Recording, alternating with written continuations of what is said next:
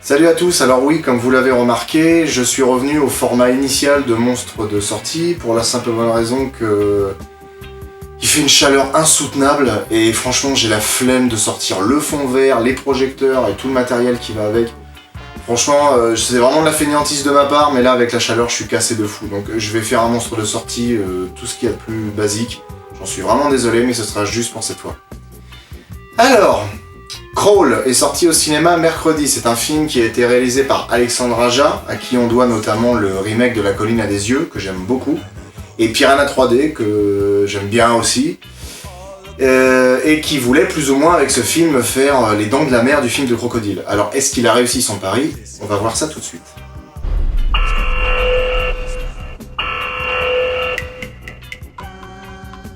Le pitch du film, je vous le fais rapidement. Alors qu'un ouragan s'abat sur la Floride, Hailey ignore l'ordre d'évacuer et part à la recherche de son père porté disparu. Elle le retrouve grièvement blessé dans le sous-sol de leur maison familiale et comprend très vite qu'ils sont menacés par une grande inondation et des alligators. Alors j'ai pas mal zioté sur internet histoire de voir ce qu'il en ressortait de l'avis général sur le film, et il se trouve que beaucoup de gens l'aiment bien. Bah moi pour le coup je l'aime pas, et curieusement je l'aime pas pour des raisons que jusqu'à maintenant je tolérais.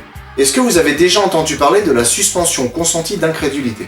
La suspension consentie de l'incrédulité décrit l'opération mentale effectuée par le lecteur ou le spectateur d'une œuvre de fiction qui accepte, le temps de la consultation de l'œuvre, de mettre de côté son scepticisme. Un bon exemple se trouve dans Iron Man. Il y a un moment dans le film où il y a un char qui tire sur Iron Man, qui se viande, se relève et explose le blindé. Quand on suspend son incrédulité, on se soucie du personnage, on est soulagé qu'il se relève, et on trouve la suite super badass. Surtout qu'en plus il envoie un tout petit missile. Et en plus, on reste dans l'histoire. Alors que quand on ne suspend pas son incrédulité, on sort du film et on quitte la salle de cinéma. Tout simplement parce que le choc de l'obus contre l'armure tue Tony Stark. L'impact se répercute dans toute l'armure et défonce le mec à l'intérieur. C'est de la physique de base. C'est comme un gilet pare-balles. Vous ressentez la balle qui s'arrête dans le Kevlar, mais vous subissez l'inertie qui vous projette en arrière. Tout ça pour dire quoi?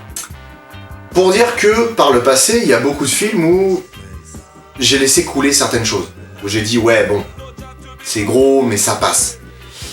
Pour Crawl, j'ai pas réussi à le faire. J'ai pas réussi à être tolérant. Le film est franchement sympa, honnêtement.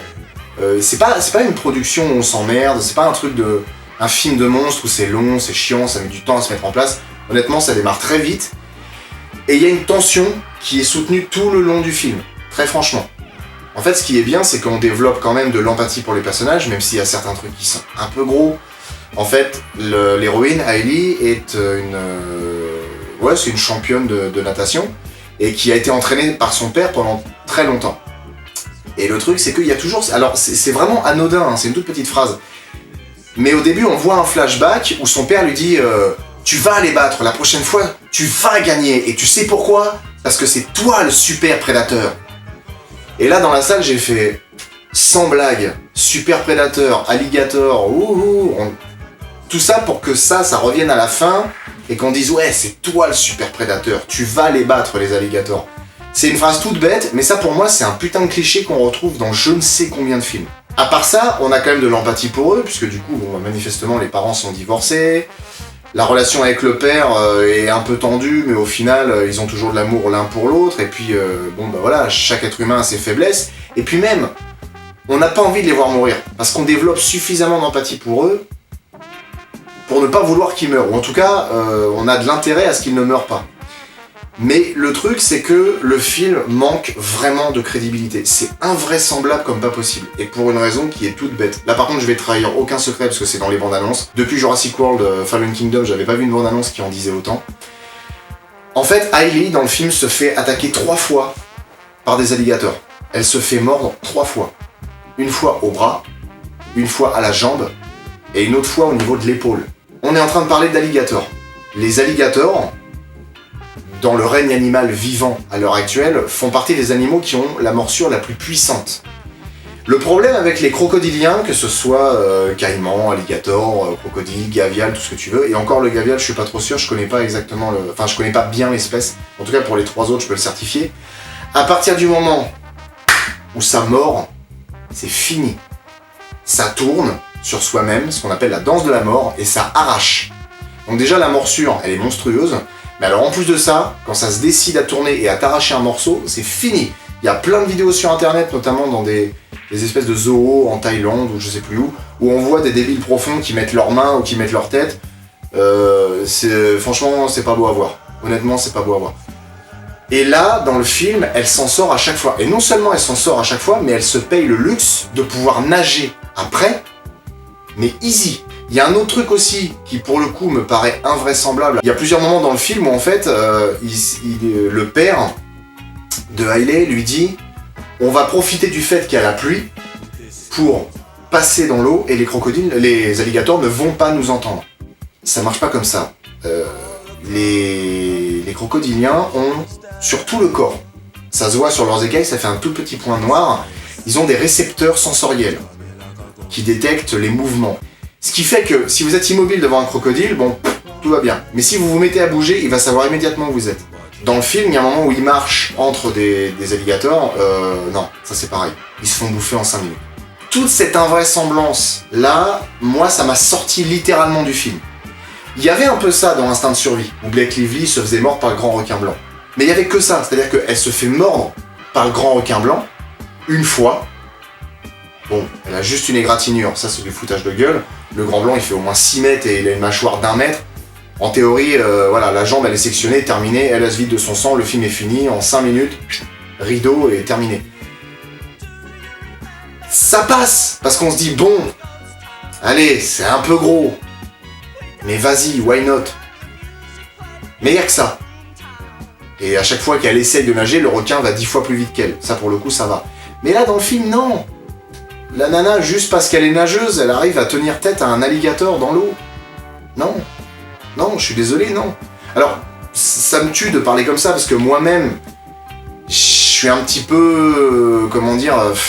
j'aime pas trop les gens qui passent leur temps à chercher toujours de la crédibilité à 100% dans les films, parce que bon... L'intérêt d'un film, quelquefois, c'est de nous emmener un petit peu au-delà du crédible, sans trop exagérer, pour nous faire un petit peu rêver, pour nous faire vivre des situations extraordinaires. Mais là, pour le coup, non, ça m'a vraiment saoulé. Honnêtement, ça m'a vraiment saoulé. Parce que y a rien de crédible là-dedans. Et même, il y a plein de choix que font les personnages qui sont débiles. C'est vers le début du film. Hailey a fait tomber son téléphone dans un endroit du sous-sol où sont les alligators. Elle les a déjà vus, c'est bon, elle a retrouvé son père, tout va bien. Elle est dans son abri. Elle se dit, il y a la tempête, il faut que j'ai le téléphone pour appeler. Elle y va, doucement, à tâtons, elle voit où est l'alligator, tac, elle prend le téléphone, et plutôt que de retourner dans son abri et de téléphoner, elle téléphone sur place. Bah qu'est-ce qui se passe? Il y a un alligator qui arrive et qui la croque. Franchement, c'est débile. C'est débile. Et des choix comme ça dans le film, il y en a beaucoup. Il y en a beaucoup où ça n'a absolument aucun sens. C'est uniquement fait pour créer la scène. C'est tout. C'est pas justifié. N'importe qui dans la vraie vie ne ferait pas ça. Comme je l'ai dit un petit peu plus tôt, au niveau de la mise en scène, ça va. Très franchement, la mise en scène est vraiment bonne et ça m'étonne pas vraiment d'Alexandre Aja parce qu'il est vraiment très bon dans ce domaine-là.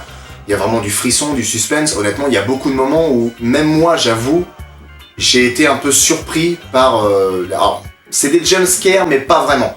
En tout cas, il y a des choses qui, même moi, m'ont pris un peu par surprise. Donc je dois avouer que le film a fonctionné sur moi. Maintenant, sur d'autres plans, par exemple les effets spéciaux, j'ai vu pas mal de gens sur internet dire que franchement les effets spéciaux étaient très bons, vraiment de très grande qualité. Je suis désolé, mais non. Enfin, moi je trouve pas. Franchement, alors certes, le budget du film est de 13 millions de dollars, c'est que dalle. C'est même pas un quart du salaire de Robert Downey Jr. sur les films Avengers. Mais non, franchement non. Pour les alligators, ça va à peu près. Même si je déplore le fait qu'ils aient pas utilisé d'animatronics, ce que je trouve vraiment dommage. Les effets spéciaux sont suffisamment bien faits pour ne pas trop attirer l'œil, mais il n'y a rien de bien transcendant. Il y a un moment où il y a un plan de Hailey qui tire une porte-fenêtre quand elle cherche son père, et en fait elle jette un œil dehors, et dehors on voit un bout de pelouse, on voit un bras de rivière, on voit les quelques maisons derrière avec les arbres qui sont ballottés par le vent, avec le ciel gris et la pluie qui tombe. Honnêtement, le plan est super moche. Mais vraiment super moche. C'est pas sympa de dire ça, et visiblement ça va, je pense, choquer du monde parce que c'est pas l'avis général, mais j'avais vraiment l'impression de voir le plan d'un film genre Sharknado ou un truc comme ça. Vraiment. C'est un petit peu poussé, c'est un peu exagéré, mais... moi j'ai pas trouvé que c'était vraiment beau, quoi. Et au niveau des acteurs, bah, concrètement, il n'y en a vraiment que 2 à retenir parce que tous les autres sont là à peine 5 minutes. Donc du coup, on est plus centré vraiment sur le père et la fille. Donc la fille qui est jouée par Kaya Scodelario, que moi je connais notamment pour avoir joué dans Le Labyrinthe. D'ailleurs, le premier Labyrinthe était vraiment bien, les autres étaient franchement nazes. Il me semble qu'elle a joué aussi dans ces Pirates des Caraïbes 5, où elle joue un des nouveaux personnages introduits dans la licence qui servent à rien complètement. Et puis le père est joué par Barry Pepper, qui lui par contre traîne une sacrée filmographie, parce qu'il a joué dans Il faut sauver le soldat Ryan, dans La Ligne Verte, et je dois avouer que tous les deux jouent vraiment très bien. Leurs prestations sont vraiment très bonnes, mais ça ne sauve pas le film en lui-même. Très franchement, je m'attendais pas à voir un super film de ouf, hein, honnêtement. Mais je m'attendais pas à ce que ce soit autant what the fuck que ça. Du coup voilà, donc je suis encore désolé de faire une vidéo un peu soporifique comme ça, parce que du coup, même moi je suis vraiment cassé par la chaleur, donc je suis pas plus actif que ça. Enfin, n'hésitez pas à me donner votre ressenti sur la vidéo, n'hésitez pas à me dire ce que vous avez pensé du film si vous l'avez vu. Alors on se retrouve pour... ce sera pour un monstre de l'été, ce sera le 3e monstre de l'été. Et sinon je vous dis à la prochaine.